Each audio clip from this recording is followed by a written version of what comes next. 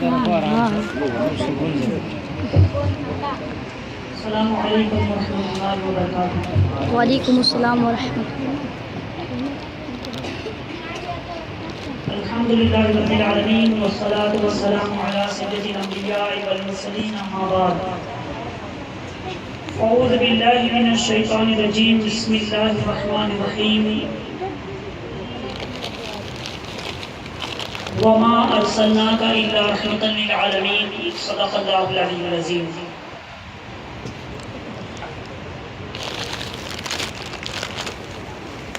آئیے سب سے پہلے ہم اور آپ اپنے اور سارے جہاں کے مرکزی عقیدت آقائے دو جہاں حضور رحمت عالم تاجدار مدینہ صلی اللہ علیہ وسلم کی بارگاہ پاکستان میں درود و سلام کی نظر نشاور کرتے ہیں۔ اللہم صلی علی سیدنا و مولانا محمد وعلی آلہ و اصحابہ وبارک وسلم۔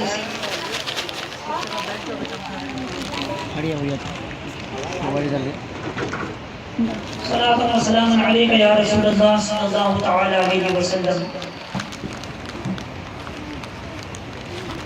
اعلیٰ حضرت امام احمد رضا علیہ رحمت و رضوان فرماتے ہیں، ظہیر عزت و اعتلاء محمد صلی اللہ علیہ وسلم، ظہیر عزت و اعتلاء محمد کی ہے عرش حق زیر پائے محمد۔ سبحان اللہ۔ اجابت کا صحرا عنایت کا جوڑا، اجابت کا صحرا عنایت کا جوڑا، دلہن بن کے نکلی دعائے محمد۔ سبحان اللہ۔ اجابت نے چھپ کر گلے سے لگایا بڑی ناز سے جب دعائے محمد۔ سبحان اللہ۔ رضا پل سے اب وجد کرتے گزریے، رضا پل سے اب وجد کرتے گزریے کہ ہے رب سلیم صدائے محمد۔ سبحان اللہ۔ وہ ہر عالم کی رحمت ہیں کسی عالم میں رہ جاتے، وہ ہر عالم کی رحمت ہیں کسی عالم میں رہ جاتے، یہ ان کی مہربانی کہ یہ عالم پسند آیا۔ سبحان اللہ۔ یہ ان کی مہربانی کہ یہ عالم پسند آیا۔ عزیزان گرامی، خطبہ مسمونہ میں جو آیت تلاوت کرنے کا میں نے شرف حاصل کیا، رب تبارک و تعالی ارشاد فرماتا ہے وما ارسلناک الا رحمۃ للعالمین، کہ محبوب ہم نے تمہیں نہیں بھیجا مگر سارے جہاں کے لیے رحمت بنا کر۔ رحمت عالم صلی اللہ علیہ وسلم سارے عالم کے لیے رحمت بن کر کے تشریف لائے، نہ صرف ایک دنیا، نہ صرف ایک عالم، بلکہ سارے عالم کے لیے حضور علیہ السلام کی ذات رحمت ہے۔ جب یہ آیت نازل ہوئی تو شیطان آپ کی بارگاہ میں حاضر ہوا، عرض کیا کہ حضور آپ پر ایک آیت نازل ہوئی ہے۔ حضور علیہ السلام نے فرمایا کون سی آیت؟ مجھ پر تو بہت سی آیتیں نازل ہوئی، پورا قرآن نازل ہوا۔ شیطان نے عرض کی کہ حضور وہ آیت جس میں رب تبارک و تعالیٰ نے آپ کو سارے عالم کے لیے رحمت بنا کر کے بھیجا ہے، کیا میرا شمار اس عالم میں نہیں ہوتا؟ کیا میرا شمار اس دنیا میں نہیں ہوتا جس عالم کے لیے آپ رحمت بن کر کے تشریف لائے؟ حضور علیہ السلام نے ارشاد فرمایا کہ تو کہنا کیا چاہتا ہے، اپنا مدعا بیان کر۔ شیطان نے عرض کی کہ حضور میں تو اس عالم سے باہر نہیں، میں بھی تو دنیا میں ہی ہوں، میں بھی تو عالم میں ہی ہوں۔ اگر میں بھی اس عالم میں ہوں تو مجھے بھی آپ کی رحمت سے حصہ ملنا چاہیے۔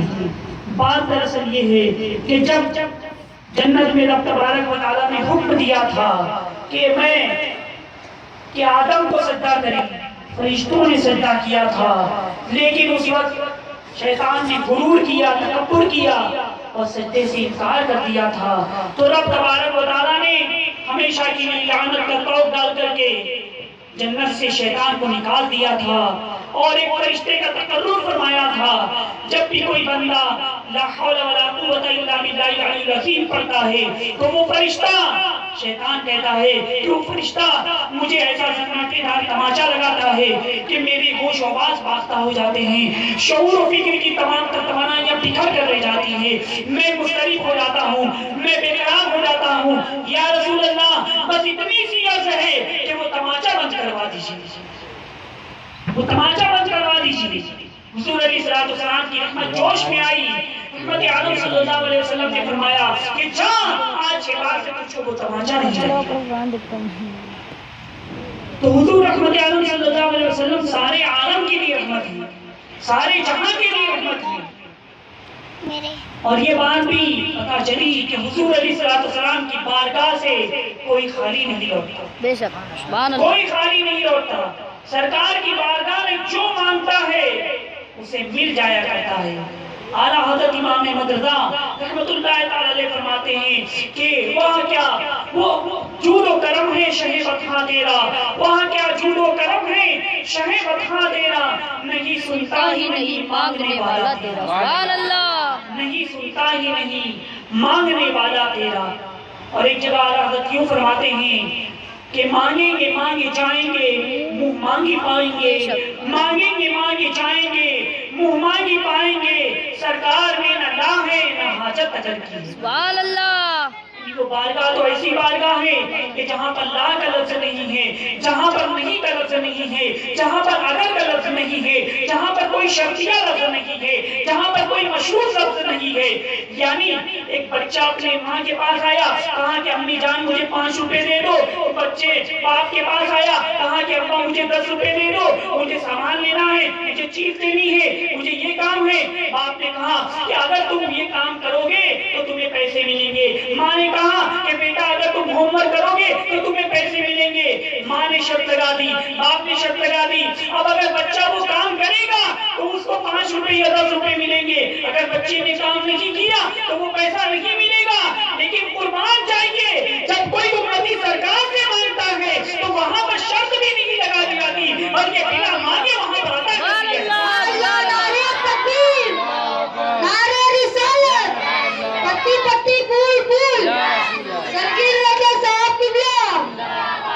عزیزان ملت اسلامیہ، حدیث مبارکہ میں ہے انما انا قاسم واللہ یعطی، اللہ کے رسول صلی اللہ علیہ وسلم ارشاد فرماتے ہیں کہ اللہ تعالیٰ عطا فرماتا ہے اور میں تقسیم کرتا ہوں۔ سبحان اللہ، اللہ تعالیٰ عطا فرماتا ہے اور میں قاسم نعمت ہوں۔ الحمدللہ ہم سنیوں کا یہی عقیدہ ہے کہ ہمیں جو بھی مل رہا ہے سرکار کے در سے مل رہا ہے، ہمیں نعمتیں مل رہی ہیں سرکار کے در سے مل رہی ہے، ہمیں قرآن ملا سرکار کے در سے ملا، ہمیں ایمان ملا سرکار کے در سے ملا، ہمیں زندگی ملی سرکار کے در سے ملی۔ اگر حضور تشریف نہ لائے ہوتے تو کچھ بھی نہ ہوتا۔ لولا کلمہ خلقت الافلاق لولا کلمہ خلقت الارضین، اے محبوب اگر تم کو پیدا کرنا مقصود نہ ہوتا تو نہ یہ دنیا بناتا نہ یہ آسمان بناتا، کچھ بھی نہ ہوتا۔ وہ جو نہ تھے تو کچھ نہ تھا، وہ جو نہ ہو تو کچھ نہ ہو، جان ہے تو جہان کی، جان ہے تو جہان ہے۔ نعرہ تکبیر، اللہ اکبر، نعرہ رسالت، یا رسول اللہ، اس کے محبت اعلیٰ حضرت اعلیٰ محمد سرزی رضا۔ زبان، عزیزان ملت اسلامیہ، اگر حضور تشریف نہ لائے ہوتے تو کچھ بھی نہ ہوتا۔ پتہ چلا کہ ہمیں جو زندگی ملی سرکار کے در سے ملی ہے، ہمیں قرآن ملا حضور کے در سے ملا، اور ہمیں اللہ کی معرفت بھی ملی تو سرکار کے در سے ملی، سب کچھ سرکار کے لیے۔ اعلیٰ حضرت فرماتے ہیں زمین و زماں تمہارے لیے، مکین و مکہ تمہارے لیے، چنین و چنا تمہارے لیے، بنے دو جہاں تمہارے لیے، تہن میں زباں تمہارے لیے، بدن میں حجاب تمہارے لیے، ہم آئے یہاں تمہارے لیے، اٹھے بھی وہاں تمہارے لیے، جنا میں چمن، چمن میں سمن، سمن میں پھبن، پھبن میں بلن، سزائے مہن، پیرائی سے مینن، یہ امن و اما تمہارے لیے، اشارے سے چاند چیر دیا، چھپے ہوئے خل کو پھیر دیا، اور گئے ہوئے دن کو عصر کیا، یہ تاب و تما تمہارے لیے، صبا وہ چلے یہ باغ پھولے وہ پھول کھلے، یہ دن ہو بھلے لبا کے تلے رنا میں کھلے رضا کی زبان تمہارے لیے۔ سبحان اللہ، سبحان اللہ۔ عزیزان ملت اسلامیہ، رحمت عالم صلی اللہ علیہ وسلم کا ہم پر احسان ہے کہ حضور کے صدقے میں اس دنیا کو وجود بخشا گیا اور سب کچھ مل رہا ہے اور سرکار کے در سے ہمیں مل رہا ہے.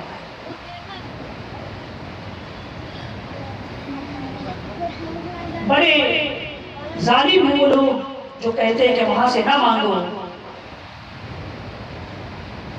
ادھر سے کچھ نہیں ملتا. میں کہوں گا ٹھیک ہے تمہیں نہیں ملا ہے, تم یہ کہہ رہے ہو کہ وہاں سے نہ مانگو, ان کا وسیلہ نہ لو, لیکن جنہیں رحمت عالم صلی اللہ علیہ وسلم کی بارگاہ سے مل جاتا ہے, اعلیٰ حضرت امام احمد رضا کو سرکار کی بارگاہ سے مل گیا تھا, اسی لیے وہ فرماتے ہیں کہ لب بام ہیں آنکھیں بند ہیں پھیلی ہے جھولیاں, لب بام ہیں آنکھیں بند ہیں پھیلی ہے جھولیاں, کتنے مزے کی بھیک تیرے پاک در کی, سبحان اللہ, کتنے مزے کی بھیک تیرے پاک در کی ہے. جن کو سرکار کی بارگاہ سے مل جاتا ہے وہ یوں ہی کہا کرتا ہے کتنے مزے کی بھیک تیرے پاک در کی.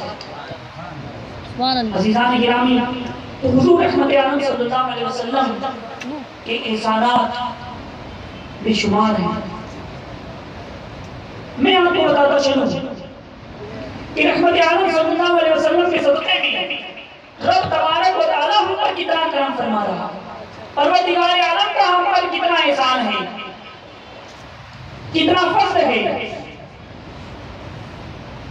اللہ تبارک و تعالیٰ جب امم سابقہ سے خطاب فرماتا, کوئی حکم نازل فرماتا پچھلی امتوں سے, تو ارشاد فرماتا یا ایھا المساکین, اے غریبوں, اے مسکینوں. یہ پچھلی امتوں سے خطاب ہوتا تھا, لیکن قربان جائیے جب امت مصطفیٰ صلی اللہ علیہ وسلم سے رب تبارک و تعالیٰ خطاب فرماتا ہے, امت مصطفیٰ پر کوئی حکم نازل فرماتا ہے, تو قرآن مقدس کی آپ تلاوت کیجئے تو آپ کو پتا چلے گا رب تبارک و تعالیٰ فرماتا ہے ہمیں غریب نہیں کہتا, ہمیں مسکین نہیں کہتا, یا ایھا المساکین نہیں کہتا, بلکہ پروردگار عالم ارشاد فرماتا ہے یا ایھا الذین آمنو, اے ایمان والو, اے ایمان والو. سبحان اللہ. قرآن عظیم کی تلاوت کیجئے, جا بجا رب تبارک و تعالیٰ ارشاد فرماتا ہے یا ایھا الذین آمنوا اتقوا اللہ وکونوا مع الصادقین, اے ایمان والو اللہ سے ڈرو اور سچوں کے ساتھ ہو جاؤ. یا ایھا الذین آمنوا کتب علیکم الصیام, روزے کا حکم دیا ایمان والوں کو دیا. یا ایھا الذین آمنوا قوا انفسکم واہلیکم نارا وقودها الناس والحجارہ, اے ایمان والو اپنے اور اپنے عین و عیال کو اس جہنم کی آگ سے بچاؤ جس کا ایندھن انسان اور پتھر ہے. پروردگار عالم ہمیں یا ایھا الذین آمنوا فرما رہا ہے, سبحان اللہ. اے ایمان والوں کہہ رہا ہے. تو یہ دراصل بات یہ ہے کہ ہم حضور علیہ السلام کے امتی ہیں, ہمیں سرکار سے نسبت ہے, ہمیں حضور علیہ السلام سے نسبت ہے, اس لیے ہم پر یہ خصوصی کرم ہے, یہ خصوصی فضل ہے. ورنہ کم و بیش 1,24,000 انبیاء علیہ السلام اس دنیا میں تشریف لائے, ان کی امتیں بھی تھی, اور جس طرح سے 1,24,000 انبیاء علیہ السلام کم و بیش, ان میں سے رحمت عالم صلی اللہ علیہ وسلم سید الانبیاء ہیں, تمام نبیوں کے سردار ہیں. اسی طرح سے اللہ تبارک و تعالیٰ نے ان کی امت کو تمام امتوں میں سے سب سے افضل بنایا. سبحان اللہ, سبحان اللہ. امت میں سے سب سے افضل بنایا ہے. اور میں آپ کو بتاؤں کہ ہماری شریعت میں کتنی آسانی فرما دی. آج لوگوں کو سنتوں کی دعوت دی جائے کہ تم سنت پر عمل کرو, نمازوں کی محافظت کرو, نمازوں کی پابندی کرو, یہ طریقے پر عمل کرو. پانی جب پیو تو بیٹھ کر کے پیو, 3 سانس میں پیو, بسم اللہ پڑھ کر کے پیو, سیدھے ہاتھ سے پیو, کھانا کھاؤ تو سیدھے ہاتھ سے, پانی پیو تو سیدھے ہاتھ سے, کسی کو کچھ دو تو سیدھے ہاتھ سے, کسی سے کچھ لو تو سیدھے ہاتھ سے. یہ سب رحمت عالم صلی اللہ علیہ وسلم کی سنت ہے. آج کچھ لوگوں کا یہ ذہن بنا ہوا ہے کیا شریعت پہ عمل کرنا کتنا مشکل ہے, معاذ اللہ, اس پر عمل کرنا کتنا مشکل ہے. نہیں مسلمانوں, مشکل نہیں, بلکہ ہماری شریعت میں اور آسانی کر دی گئی ہے. روزہ ہم رمضان کے مہینے میں رکھتے ہیں, بولیے رکھتے ہیں رمضان کے مہینے میں روزہ, جواب دیجیے. روزہ رکھتے ہیں, تو یہ جو روزہ رمضان کے مہینے میں ہم پر فرض ہے تو یہ پچھلی امتوں پر بھی فرض تھا. پچھلے نبی کی جو امتیں تھیں ان پر بھی روزے فرض تھے. قوم بنی اسرائیل پر بھی روزہ فرض تھا. بلکہ قرآن میں ہے یا ایھا الذین آمنوا کتب علیکم الصیام، اے ایمان والو تم پر روزے فرض کیے گئے جیسا کہ پچھلی امتوں پر فرض تھے. اب ہمارے یہاں روزے کا کیا حکم ہے؟ صبح صادق سے لے کر کے غروب آفتاب تک کھانے پینے اور جماع سے بچنے کا نام روزہ ہے. یعنی ہم کھانے پینے سے بچیں اور جماع سے بچیں، اسی کا نام روزہ ہے. لیکن ہم بات چیت کر سکتے ہیں، گفت و شنید کر سکتے ہیں. لیکن قوم بنی اسرائیل میں پچھلی امتوں پر جو روزے فرض تھے ان کے لیے یہ حکم تھا کہ کھانے پینے اور جماع سے بچنے کے ساتھ ساتھ بات چیت کرنے کی ممانعت تھی.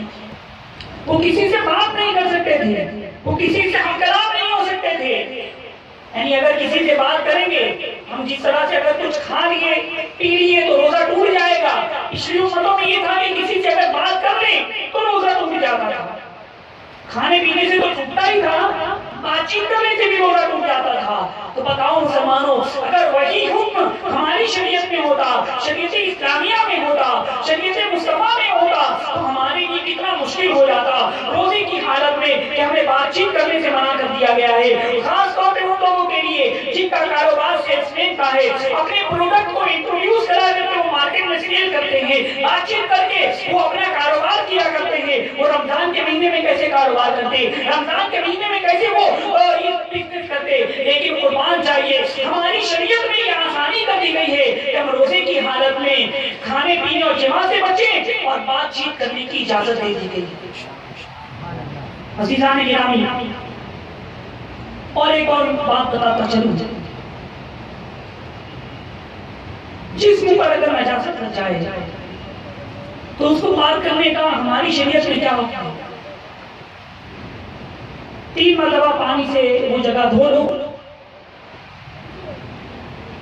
وہ جگہ پاک ہو جائے گی. چھوٹے بچے کو ہم نے لیا گود میں، بچے نے پیشاب کر دیا، وہ جگہ ناپاک ہو گئی جہاں پر پیشاب کے قطرے لگے یا پیشاب کی. اب یہاں پر ایک بات اور مسئلہ بتا دوں کہ لوگ سمجھتے ہیں کہ بچہ جب تک دودھ پیتا ہے تب تک اس کا پیشاب پاک ہے. ایسا نہیں ہے، یہ غلط مسئلہ ہے. پیشاب پیشابی ہے، بچے کا ہو تو وہ بھی ناپاک ہے، بڑے کا ہو تو وہ بھی ناپاک ہے. لہٰذا اگر بچے کا پیشاب بھی بدن پہ لگ جائے تو وہ حصہ آپ کو دھونا پڑے گا. جب تک نہیں دھوئیں گے وہ جگہ پاک نہ ہوگی.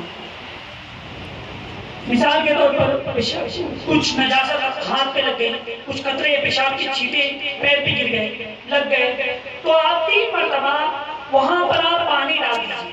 3 مرتبہ اس حصے کو دھو لیجیے، پانی بہہ جائے گا تو وہ جگہ پاک ہو جائے گی. لیکن میں آپ کو بتاؤں، یہ تو ہماری شریعت میں مسئلہ ہے. پچھلی شریعت میں کیا حکم تھا؟ ان کے لیے یہ حکم تھا کہ جب تک وہ جگہ کو چاقو سے اپنی چمڑی کو کاٹ نہیں لے وہ جگہ پاک نہیں ہوتی تھی. پچھلی شریعت میں یہ حکم تھا کہ اگر ہاتھ میں نجاست لگ گئی تو اتنی چمڑی کو چاقو سے کاٹنا پڑے گا، جب تک کاٹیں گے نہیں وہ جگہ پاک نہیں ہوگی. بتاؤ مسلمانوں، اگر وہی حکم ہماری شریعت میں ہوتا تو کتنا مشکل ہو جاتا. لیکن قربان چاہیے، ہماری شریعت میں آسانی کر دی گئی ہے کہ ہم 3 مرتبہ وہ جگہ کو پانی سے دھو دیں، وہ جگہ پاک ہو جائے. ہمارے لیے آسانی کر دی گئی، اس لیے کہ ہم حضور علیہ السلام کی امتی ہی سرکار سے ہم کو نسبت ہے، بہت بڑی نسبت ہے. حضرت علامہ جلال الدین سیوطی رحمۃ اللہ تعالی علیہ ایک روایت اپنی کتاب الخصائص الصغریٰ میں نقل فرماتے ہیں کہ حضرت آدم علیہ السلام نے فرمایا کہ 5 چیزیں ایسی ہیں جو امت مصطفیٰ کو ملی اور وہ مجھے نہ ملا. اللہ کے نبی فرما رہے ہیں اس میں سے ایک چیز یہ کہ حضرت آدم علیہ السلام سے جو اجتہادی خطا سرزد ہوئی تھی، اس کے بعد آپ دنیا میں تشریف لائے تھے، تو اجتہادی خطا کے بعد آپ کی جو توبہ تھی وہ مکے کے ساتھ خاص تھی. کہ آپ مکے میں ہی توبہ کریں اور امت مصطفیٰ کے لیے ایسا نہیں ہے اگر گناہ ہو جائے رات کی تاریکی میں اللہ کی نافرمانی ہو جائے کسی گناہ کا ارتکاب ہو جائے تو اٹھو اللہ کی بارگاہ میں گریہ وزاری کرو آنکھوں سے آنسو بہاؤ استغفار پڑھو استغفر اللہ ربی من کل ذنب واتوب الیہ اللہ سے اپنے گناہوں کی معافی طلب کرو وہ غفور رحیم تمہارے گناہوں کو معاف فرما دے گا عزیزان ملت اسلامیہ ہم حضور علیہ السلام سے ہم کو نسبت ہے یہ بہت بڑی نسبت ہے مسلمانوں ناز کرو اپنی قسمت پر اور جتنا ہم شکر ادا کرنا چاہیں کم ہے یہ نسبت بہت بڑی نسبت ہے بلکہ علامہ جلال الدین سیوطی رحمۃ اللہ تعالی نے نقل فرماتے ہیں اپنی کتاب میں کہ تقریباً 12 نبیوں نے یہ دعا فرمائی کہ اللہ ہم کو حضور علیہ السلام کو امتی بنا انبیاء کرام دعا کیا کر رہے ہیں کہ ہمیں سرکار کو امتی بنانا اور حضرت عیسیٰ علیہ السلام قیامت سے پہلے تشریف بھی آئیں گے ہم اپنی قسمت پر جتنا ناز کریں اتنا کم ہے کہ رحمت عالم صلی اللہ علیہ وسلم سے جو ہم کو نسبت ہے یہ بہت بڑی چیز ہے کسی شاعر نے کیا خوب کہا کہ اس کرم کا کروں شکر کیسے ادا اس کرم کا کروں شکر کیسے ادا جو کرم مجھ پہ میرے نبی نے کیا میں سجاتا تھا سرکار کی محفلیں مجھ کو ہر غم سے رب نے بری کر دیا لمحہ لمحہ ہے مجھ پر نبی کی عطا دوستوں اور مانگوں میں مولا سے کیا لمحہ لمحہ ہے مجھ پر نبی کی عطا دوستوں اور مانگوں میں مولا سے کیا یہ کم ہے کہ میرے خدا نے مجھے اپنے محبوب کا امتی کر دیا سبحان اللہ کیا یہ کم ہے کہ میرے خدا نے مجھے اپنے محبوب کا امتی کر دیا عزیزان گرامی رحمت عالم صلی اللہ علیہ وسلم کے ہم پر اتنے احسانات ہیں کہ ہم اس کا شکر ادا نہیں کر سکتے بدلہ تو دور کی بات ہمارے جسم کا ایک ایک بال اگر کہتے رہے تشکر بن جائے اور شکر ادا کرنا چاہیں تو نہیں ادا کر سکتے دیکھیے نا رحمت عالم صلی اللہ علیہ وسلم ہم سے کتنی محبت فرماتے ہیں کہ حضور علیہ السلام کی ولادت ہوئی آپ دنیا میں تشریف لائے سر سجدے میں اور دعا فرما رہے ہیں رب حبلی امتی رب حبلی امتی کہ اللہ میری امت کو بخش دے میری امت کا معاملہ میرے حوالے فرما دے دنیا کا بچہ جب پیدا ہوتا ہے تو روتے ہوئے پیدا ہوتا ہے لیکن اللہ کے نبی جب اس دنیا میں تشریف لا رہے ہیں تو اللہ کا سجدہ کر رہے ہیں اور اپنے امتیوں کے لیے دعا کر رہے ہیں رب حبلی امتی رب حبلی امتی وہ لوگ جو کہتے ہیں کہ حضور علیہ السلام کو 40 سال کے بعد نبوت ملی تو میں یہاں پہ یہ کہنا چاہوں گا کہ حضور تشریف لا رہے ہیں اور دعا کر رہے ہیں کہ رب حبلی امتی اپنی امتیوں کو کب نبی اس قوم کا بھی یاد کریں گے جب وہ نبی ہوں گے عزیزان ملت اسلامیہ سرکار کو 40 سال بعد نبوت ملی ایسا نہیں کہنا چاہیے بلکہ یہ کہنا چاہیے کہ حضور علیہ السلام نے 40 سال میں نبوت کا اعلان فرمایا نبوت کا اعلان فرمایا بلکہ حضور علیہ السلام فرماتے ہیں کہ میں اس وقت بھی نبی تھا جب حضرت آدم علیہ السلام آب و گل کی منزلیں طے کر رہے تھے یعنی جب حضرت آدم علیہ السلام کا یہ مٹی سے پتلا بھی نہیں بنا تھا اس وقت سرکار نبی تھی تو 40 سال میں حضور علیہ السلام نے نبوت کا اعلان فرمایا تو میں بتا ہی رہا تھا کہ حضور علیہ السلام کی ولادت ہوئی آپ نے دعا فرمائی رب حبلی امتی رب حبلی امتی اے اللہ میری امت کو بخش دے میری امت کا معاملہ میرے حوالے فرما دے حضور علیہ السلام جب معراج میں تشریف لے گئے اللہ تبارک و تعالیٰ کی دیدار کے لیے تشریف لے گئے تو وہاں بھی اس گنہگار امتیوں کو فراموش نہ کیا وہاں پر بھی یہی دعا فرماتے ہیں رب حبلی امتی رب حبلی امتی اے اللہ میری امت کو بخش دے میری امت کا معاملہ میرے حوالے فرما دے جب دنیا خواب خرگوش کی نیند سو جاتی لوگ اپنے اپنے گھروں میں آرام کر رہے ہوتے نبی آخر الزمان صلی اللہ علیہ وسلم بیدار ہوتے اور اللہ کی بارگاہ میں روتے گریہ زاری کرتے اتنا آنسو بہاتے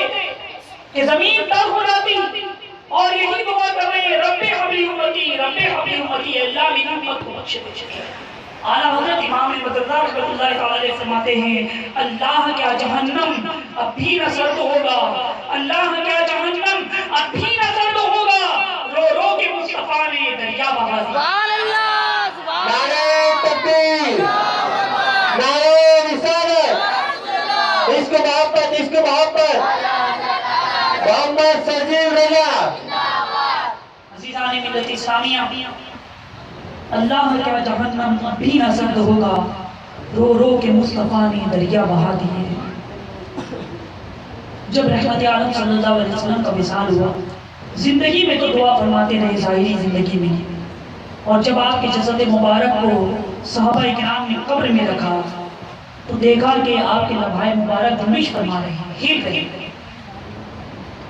ایک صحابی رسول غالباً حضرت علی رضی اللہ عنہ آپ کے لمحہ مبارک کی طریق اپنے کانوں کو لے جاتے ہیں اور یہی صدا سنتے ہیں، رب حبلی امتی، رب حبلی امتی، اے اللہ میری امت کو بخش دے، میری امت کا معاملہ ہے، میرے حوالے فرما دے۔ مسلمانوں، ایسا موسیقی، ایسی احسان کرنے والی ذات کیا تم نے کہیں دیکھی؟ غور کرنے کا مقام ہے کہ گناہ ہم کر رہے ہیں، مغفرت کی دعا ہمارے آقا فرما رہے ہیں، گناہ ہم کر رہے ہیں، مغفرت کی دعا ہمارے آقا فرما رہے ہیں، اللہ کو ناراض کرنے والے کام ہم کر رہے ہیں، مغفرت کی دعا ہمارے آقا فرما رہے ہیں، سنتوں کو پامال ہم کر رہے ہیں، مغفرت کی دعا ہمارے آقا فرما رہے ہیں، اللہ کو ناراض کرنے والے کام ہم کر رہے ہیں، مغفرت کی دعا ہمارے آقا فرما رہے ہیں، نمازوں کو ہم قضا کر رہے ہیں، مغفرت کی دعا ہمارے آقا فرما رہے ہیں، قانون زندگی کو ہم پامال کر رہے ہیں، اسلام کے قانون کو، مغفرت کی دعا ہمارے آقا فرما رہے ہیں۔ کتنی ہم سے محبت فرماتے ہیں ہمارے آقا۔ مسلمانوں سوچو ٹھنڈے دل سے کہ حضور علیہ السلام ہم سے اتنی محبت فرماتے ہیں، ہم کو اتنا یاد کر رہے ہیں، ہمارے لیے اتنی دعا فرما رہے ہیں کہ جب آپ تشریف لائے ہمارے لیے دعا فرمائی، معراج میں ہمارے لیے دعا فرمائی، دن راتوں میں ہمارے لیے دعا فرماتے رہے، اور جب قبر انور میں تشریف لے گئے تو وہاں بھی ہمارے لیے دعا فرما رہی ہے۔ تو ہم پر کیا لازم نہیں کہ ہم حضور علیہ السلام کی اس محبت کا ہم کچھ پیش کر سکے نذرانہ؟ ہمارا کیا حال ہے؟ ہم شکر تو ادا نہیں کر سکتے، کما ہم ہو بدلہ تو دور کی بات، تو ہمیں کیا کرنا چاہیے کہ سرکار نے ہم کو اتنا یاد فرمایا، ہم اتنا بھی نہیں کر سکتے کہ ہم حضور کا ذکر کریں، حضور علیہ السلام کی یاد کریں، حضور علیہ السلام پر درود پاک پڑھیں، سرکار علیہ السلام کی شان میں نعت پڑھیں۔ اعلیٰ حضرت امام احمد رضا ہمیں یہی درس دیتے ہیں کہ جو نہ بھولا ہم غریبوں کو رضا، یاد اس کی اپنی عادت کیجئے کہ وہ سرکار جنہوں نے ہمیں خبیر فراموش نہ کیا، اپنی عادت بنا لے کہ ان کی یاد کرتے رہیں، ان کی محفل کرتے رہیں، ان کی نعت پڑھتے رہیں اور ان پر درود پاک پڑھتے رہیں۔ سبحان اللہ، سبحان ایک اللہ۔ عاشق کو کیا ہونا چاہیے کہ حضور علیہ السلام کس سے خوش ہوتے ہیں وہی عمل کریں۔ رحمت عالم صلی اللہ علیہ وسلم نے فرمایا جعلت قرۃ عینی فی الصلاۃ، کہ نماز میں میری آنکھوں کی ٹھنڈک بنائی، یعنی نماز کے ذریعے حضور علیہ السلام کی آنکھوں کو ٹھنڈک پہنچتی ہے۔ تو ہم سرکار سے محبت کرتے ہیں، حضور علیہ السلام سے عشق کرتے ہیں، تو ہم پر لازم ہے کہ ہم رحمت عالم صلی اللہ علیہ وسلم کی رضا، اللہ کی رضا اور حضور کی رضا کے لیے نمازیں پڑھیں تاکہ سرکار علیہ السلام کی آنکھوں کو ٹھنڈک پہنچے۔ لیکن بتاؤ مسلمانوں، مسجدوں کا حال یہ ہے کہ جمعہ کی نماز میں مسجد فل نظر آتی ہے، لیکن پنچوٹا میں لوگ مسجد میں نظر نہیں آتے، وہی 3 صف 4 صف 5 صف۔ جمعہ میں تو مسجد بھری ہے، اس کے بعد سال میں جب عید آتی ہے تو پھر مسجد اتنی بھر جاتی ہے کہ روڈ پر اور پورے محلے میں صفیں بچھی ہوتی ہے۔ سمجھ میں نہیں آتی بات، عید کے دن اتنے مسلمان سال میں ایک دفعہ، اور جمعہ کے دن اس سے کم، اور 5 وقتہ نماز میں اور کم، مسلمانوں، نماز ہم پر فرض ہے۔ اللہ تبارک و تعالیٰ قرآن میں ارشاد فرماتا ہے وَمَا خَلَقْتُ الْجِنَّ وَالْإِنسَ إِلَّا لِيَعْبُدُونِ، کہ ہم نے جن اور انسانوں کو نہیں پیدا کیا مگر اپنی عبادت کے لیے۔ ہمارا مقصد تخلیق اللہ کی عبادت ہے، ہمارا مقصد تخلیق اللہ کی بندگی کرنا ہے، ہمارا مقصد تخلیق اللہ کی ریاست کرنا ہے، ہمارا مقصد تخلیق اپنی جبین نیاز کو اللہ کی بارگاہ میں جھکا دینا ہے۔ ہمیں پیدا اس لیے کیا گیا کہ ہم اللہ کی عبادت کریں، لیکن ہم نے اپنے مقصد تخلیق کو فراموش کر دیا۔ یہی وجہ ہے کہ آج دنیا میں ہم بے عزت کیے جا رہے ہیں، کامیابی اور کامرانی ہم سے دور ہو چکی، کوئی وقار نہیں۔ ایک مثال میں آپ کو بتاؤں، ٹیوب لائٹ بنانے کا مقصد کیا ہے؟ جو یہ فوکس لگا ہوا ہے، یہ فوکس بنانے والی کمپنیوں نے فوکس بنایا کیوں؟ بلب کو بنایا کیوں؟ کمپنیوں سے سوال کیا جائے تو کمپنی والے جواب دیں گے کہ یہ بلب کو، ٹیوب لائٹ کو یا یہ فوکس کو اس لیے بنایا گیا کہ یہ گھروں میں اجالا کرے، مسجد میں اجالا کرے، محلوں میں اجالا کرے، شہروں میں اجالا کرے۔ یہ فوکس لائٹ اور ٹیوب کے بنانے کا مقصد ہے۔ ابھی جب تک یہ فوکس یا یہ لائٹ اپنے مقصد تخلیق کو پورا کرتی رہے گی، اس کو ایک عزت ملتی ہے۔ لوگ مسجد میں اونچی جگہ پہ لگاتے ہیں، گھر میں دیواروں پر لگاتے ہیں، شاہراہوں پہ لگایا جاتا ہے، یہ فوکس کو یہاں پہ لگایا گیا ہے۔ لیکن بتاؤ مسلمانوں، جب یہی فوکس، یہی لائٹ، یہی ٹیوب لائٹ فراہم کرنا بند کر دے، روشنی فراہم کرنا بند کر دے، کیا کوئی مسجد پہ رکھے گا؟ جواب دیجیے، کوئی رکھے گا؟ کوئی اپنے گھروں میں رکھے گا؟ ارے ٹیوب کی نلی اگر وہ جل جائے عام زبان میں تو کوئی اپنے گھر میں رکھے گا؟ نہیں رکھے گا۔ ایک ٹیوب اور ایک بلب کو اٹھا کر کے کوڑا کرکٹ کی جگہ پھینک دیا جائے گا۔ تو پتہ چلا مسلمانوں، دنیا میں ایک چیز اگر سائنسدان نے ایجاد کی ہے، کسی کمپنی نے بنائی ہے، جس مقصد کے لیے بنائی ہے، تو جب تک مقصد پورا کرتے رہتی ہے اس کو عزت ملتی ہے، اس کو وقار ملتا ہے۔ لیکن جیسے ہی وہ اپنے مقصد تخلیق پر عمل کرنا چھوڑ دے، تو پھر اوپر سے نیچے آ کر کے اور کوڑا کرکٹ کی جگہ پھینک دیا جاتا ہے، گندگی کی جگہ پھینک دیا جاتا ہے۔ تو مسلمانوں، ہمارا مقصد تخلیق اللہ کی عبادت کرنا ہے، اللہ کی ریاضت کرنا ہے۔ جب تک ہم اللہ کی عبادت کیا کرتے تھے، جب تک ہم اللہ کی بندگی کیا کرتے تھے، جب تک ہم نے اللہ کی ریاضت کی تھی، ہم کامیاب تھے، کامیاب تھے۔ اور ایک وہ وقت تھا کہ ہم 313 تھے لیکن ہزاروں کافروں پر بھاری تھے، ہم تعداد میں کم تھے لیکن عزت اور کامرانی، کامیابی، کامرانی ہمارا قدم چوما کرتی تھی۔